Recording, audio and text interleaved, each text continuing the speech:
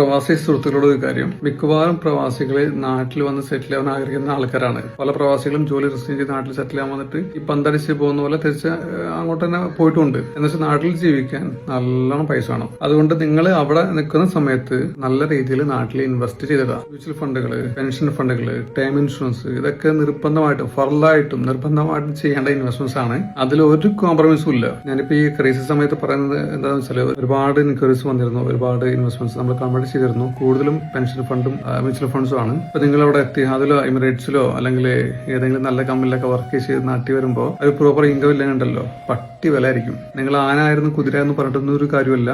ജീവിക്കാൻ നല്ലോണം പൈസ വേണം. പണ്ടത്തെ പോലെ ഒന്നുമല്ല. ഒരു 5000 രൂപ നിങ്ങൾ കടം ചോദിച്ചു കിട്ടൂല. ഓരോരുത്തർക്കും അവരുടേതായിട്ടുള്ള കാര്യങ്ങളുണ്ട്.